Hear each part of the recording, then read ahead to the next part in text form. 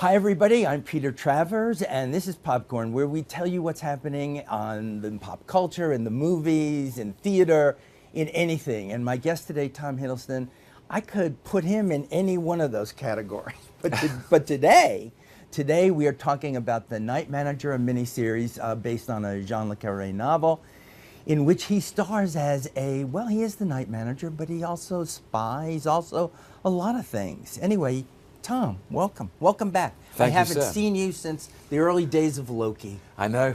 Yeah, the day's gone by. They always continue. Yeah, they do. Yeah. I'm sure that's fitting in, because before we even talk about Night Manager, Sure, yeah. just finished playing Hank Williams, right? Yes. So, boom, singing, playing an American country music icon, and doing all that. Yeah. You have a movie called High Rise. Yeah. You just finished Kong Skull Island. We just finished, movie. yeah. See? Yeah. So you've done that. Yeah. You have Night Manager. The Night now. Manager, there it is. You're going to go back Finally. and do a Thor movie where you're Loki again. Yeah. You might run off back to London and do Othello. I'm even hearing it. I might. So, I might. What kind of life do you have, Hiddleston? A schizophrenic one. Why is that what it is? Yeah. It's just like, Yeah. do you have A the lucky time to one. go? A happy one. A happy one. I don't know. I don't have the time, the breadth you're talking of. I don't have a huge amount of time for that. So I can never quite. I feel like I'm always ahead of. I'm a year ahead of everybody else. But that every actor is like that. You make something. So I made The Night Manager a year ago, and that was when it was incredibly present and vital for me. And now people are seeing it, but I'm already thinking about Kong or Loki, and that's sort of what I'm trying. I'm sort of dialing my brain up into that zone. But honestly, I feel so lucky that I'm allowed to do such different things. That was what I always dreamed of, that I would never stay in one lane. I'm not that type of actor. Or you're making that come true. Really. Thank you. There's no way to say, we'll get him, because he really just plays the that same guy. kind of part. Yeah. But we should talk a little bit about who you're playing, who this Jonathan Pine is in Night Manager. Sure. I'm trying to, do due diligence, so in a few moments we can just lose control completely. Okay, so I'll set it up. I play the Night Manager. Yeah, well, see, that makes so much sense. Right. Who is a man called Jonathan Pine, who is a former British soldier who served in the Iraq War of 2003. And you meet him as the night manager of a luxury hotel in Cairo in 2011, which is in the midst of the Arab Spring riots, a huge popular uprising that brought down the dictator Hosni Mubarak, who was incumbent at the time. So Cairo is exploding. There's riots on the streets, there's military police, a huge, a chaotic atmosphere. And Jonathan Pine is trying to get people out of the hotel. A picture of decorum, of dignity, of duty and good taste. And in the middle of that chaos, without spoiling anything, something occurs, an event, in which he becomes implicated, and he is introduced to an agent runner at MI6. The Secret Service in London. Olivia Colman does a great job. Yeah, an extraordinary job. And recruited by MI6 to join them as a field agent, a spy, to take down or infiltrate the crew of an international arms dealer called Richard Roper, played by Hugh Laurie, and described by le Carré in the novel and in our adaptation as the worst man in the world. No pressure on Hugh. No pressure on Hugh. Yeah. But the interesting thing about Hugh is that you hear that he's the worst man in the world before you see him, and then you meet him, and he appears to be the most charming man in the world. And the piece, in a way, is an exploration of the seductive nature of sin. Richard Roper lives in paradise, but there is a serpent in paradise, or a serpent has built paradise somehow. That there is blood on his hands, that he's built a beautiful life out of dirty money because he sells standard and chemical weapons to the highest bidder.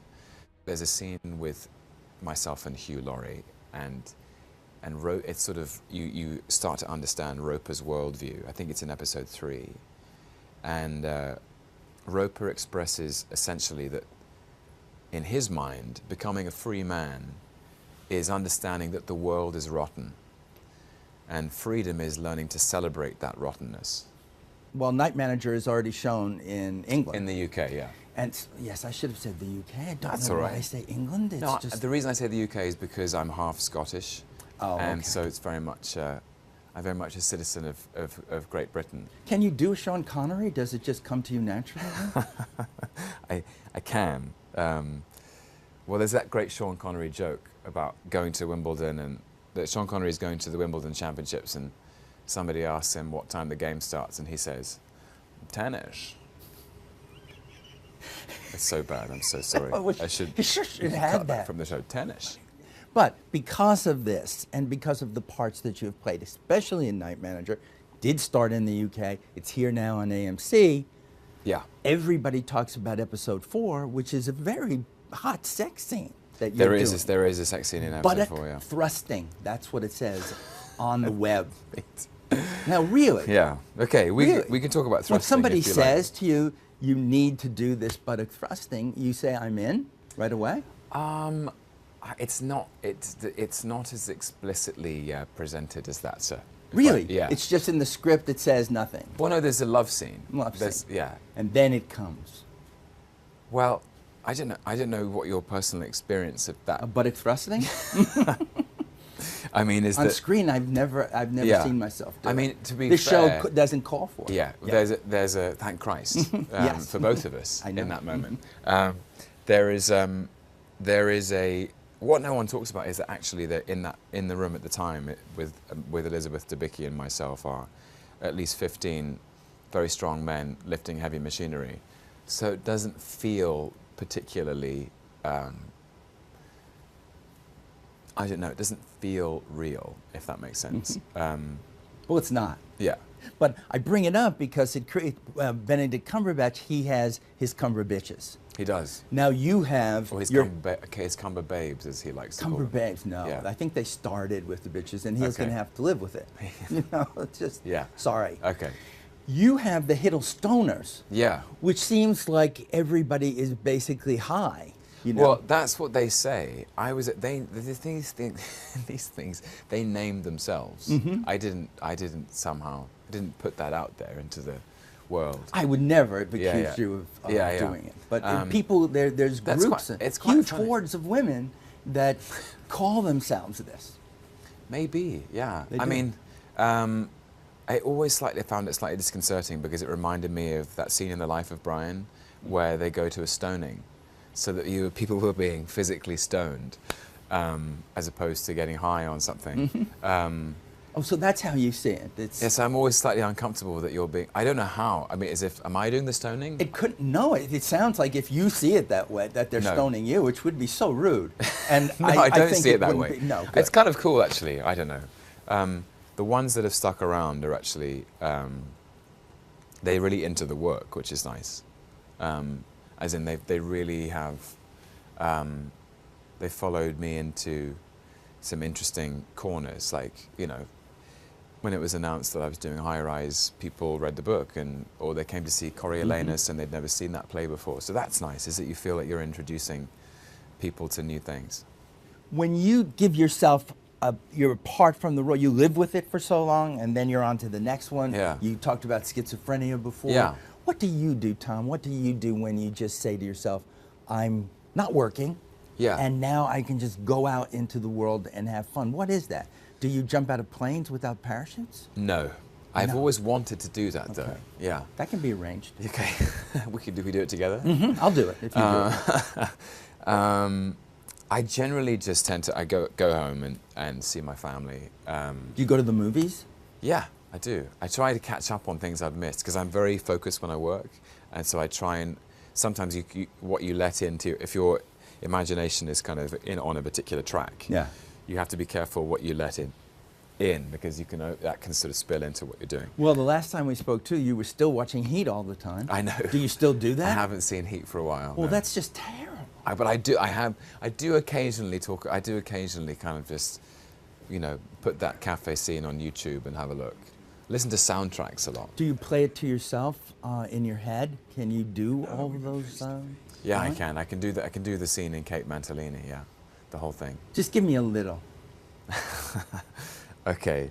Pacino says, so we're sitting here like a couple of regular fellas. I mean, you do what you do, I do what I gotta do. If I'm there and I gotta put you away, I don't like it. Anyway, I love those guys. I think really that film is them at the height of their powers, actually. They're so good in it, and they're so good in that scene. So Yeah. you like that kind of movie? You can just go with something that's purely escapist sometimes? Honestly, I like all kinds of movies. One of the happiest experiences I had last year was watching Inside Out. Just a great film, but absolute floods of tears at the end. I mean, bawling. Just. I like that. Yeah. It's so uncynical. It's uncynical to even admit that you did it. It's like, yeah, I saw it, Yeah. I cried, I wept, I felt all- Didn't everybody? I mean, I feel think like they did. It you was a can't watch huge- that movie and not burst into tears. No, yeah. I don't think there's anything to So be the- ashamed about. Well, because to the feel central something. premise of that film is that actually life is a mixture of joy and sadness, and learning to accept that is growing up. Just so great. Yeah, it makes me is. sad thinking about it. It is. What else did I like last year? Furious 7 sticks in the mind. I mean, talking jumping out of airplanes, you can either do it with a parachute on, or you can do it in a 4x4, which is what Vin Diesel does, which is pretty rad. Or you can drive through 3 skyscrapers in Dubai. Did you watch But Furious it's, 7? I watch. Oh no, I thought it was really. I it's- wanted to cheer. Yeah. I always like it. Felt like It a sounds home like run. you did cheer. Yeah, It I sounds like may you have did stood cheer. up at some point. Yeah, When- wow, I when- like that. A standing ovation. I think when Dwayne Johnson pulls a Gatling gun off a helicopter, that was a bit of a moment. And when he breaks his cast with his biceps, I mean, I that- think if people they're go to- listening out that's there, why people go to the movies, right? you should be in that next one. If you could Okay. fit it into your schedule, Okay. which I think you can. Okay. Anyway, this show, which has to end because I hear all sorts of signals, All right. ends in song as it did the last time. Okay. Now, you just played Hank Williams, and so maybe a song is there. But I wonder. I'm going to ask you, what would the Hank Williams song be that you think Loki would have really enjoyed? Okay.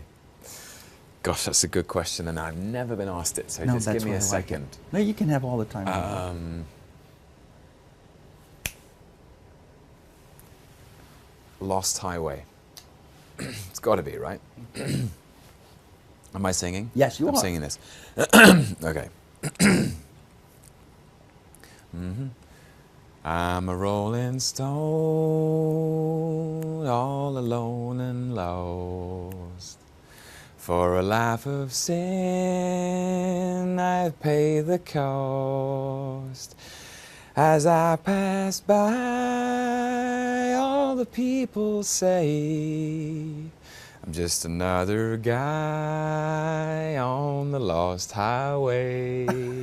I love There that. you go. Loki is another guy on the lost Yeah. highway. It is perfect. I'm not sure I was in the right key, but there you It go. doesn't matter. It's the Okay. feeling. That's Okay, all we good. care about. All right. Those of us that cheered at Furious 7, Yeah. that's what we like. Okay. Tom, Thank I you, can't sir. tell you. It's always so much fun to Thank talk you. to you. Great. It really is. Yeah. It's great.